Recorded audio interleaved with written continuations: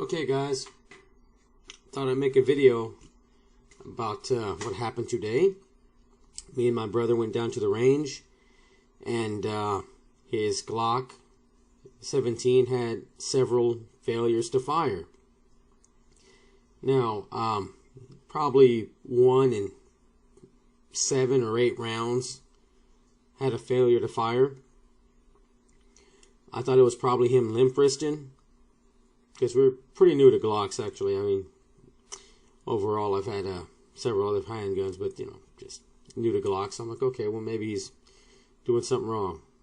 I take it, same problem.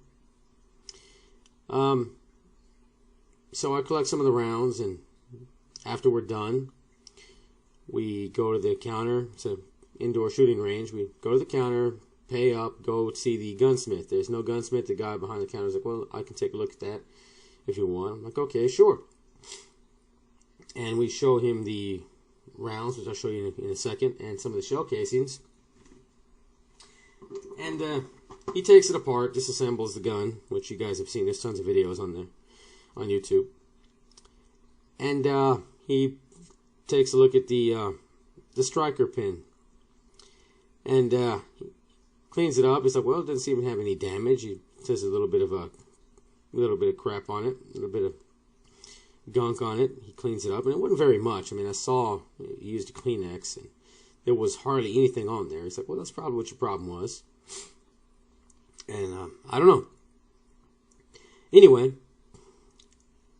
he of course took it apart so we can see that we have adapters for the Gen 4s to take Gen 3 recoil springs. He says, is this the original recoil spring? Obviously it's not. No, it's not. He says, well, try putting the original recoil spring in, and that might solve your problem. But, I don't say anything. To me, that's bullshit, and if I'm wrong, correct me if I'm wrong, guys, because like I said, I'm fairly new to Glocks. But anyway, here's why I thought it was bullshit. First off, here's the misfired rounds. Right. I don't see the recoil spring being the reason why these rounds were penetrated. The primers were struck and they didn't go off. And keep in mind, whenever you have a failure to fire, you hear that click, just for those of you new to firearms, keep pointing the gun at the target in a safe direction. Count to 30. You know what? Better yet, count to 45. Slow, just to make sure. Right? Better safe than sorry. But anyway, that wouldn't explain these being struck and not going off. If you look at I collected some of the casings that did go off. Nice deep strikes on all those in the center. Use this, maybe you can. It doesn't really show up on cam, but you get the idea. And then these guys all on the sides. So I checked the striker pin. I'll show you how to take that apart. I mean, I always have a dummy round in these when I store them. A snap cap. You've all seen it. You know how to do it. Oh yeah, safe direction.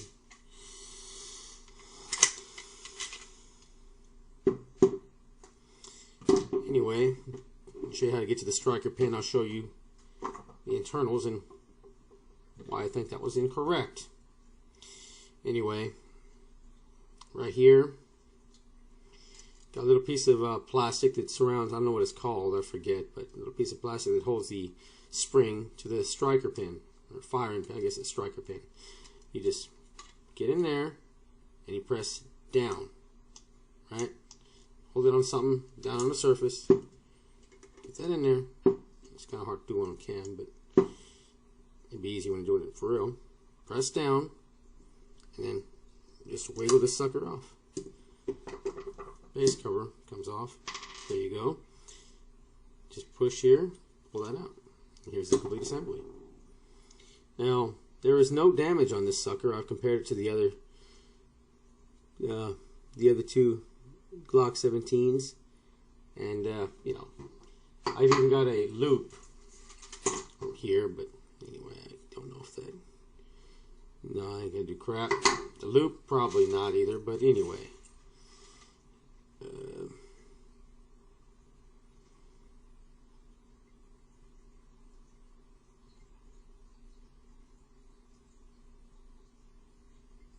Anyway, I've compared it to the others, and there's no problem with it. Maybe I'm thinking the plastic covering, whatever the hell you call this, and I don't know. Or maybe the spring. This is the plastic components, $2 on eBay. The spring, $6 on eBay. So that's what I'm going to do. I could send it in, but I kind of like to know what the problem is myself. I'm one of the do-it-yourself type guys. If it was something major, yeah, of course. But, you know, simple little thing like this, I like to figure it out myself. And know what to do for next time. You never know, right? If I really need this damn thing or something, who knows? But I just would like to know how things work. Like most guys, I'd imagine. Anyway, I'll make an updated video. Maybe that would solve the problem. I don't know, I compared it, even the spring's a little odd, even the weird angle, same as the others, and they all work just fine. The other two work just fine. Apparently there was a police station that had trouble with these striker pins. Apparently they wanted Glock to change out all their striker pins. So if I'm having this problem, and if that police department had the problem, I guess we're not the only one. So if you've had this problem before, you know what it was, please leave a comment in the description bar. And it would not only help me, but it'd help anybody else that runs across this and wants to know what the problem is. And, you know, I'll go ahead and make a follow-up video and tell you guys how it turns out. But it seems like it's a simple problem. I mean, you know, if I did replace it, I'd just get a titanium striker pin. I'll probably buy one for myself, give my brother mine, and take the titanium. But anyway, there you go. I'll show you how to put the sucker back together. So, set her down. Base plate or base, push down on the striker pin assembly, push that up. Use something wide, you don't want to scar that plastic up. I use this really fat screwdriver. Push it down. Hard to do on cam, but anyway, snap that back in place. There you go, simple as that.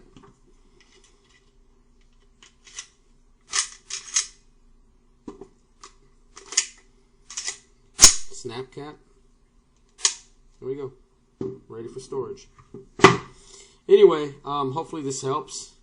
You guys let me know if you've had this problem and what you did about it, and I'll make a follow-up video. Thanks for watching, guys. Leave your comments in the description bar.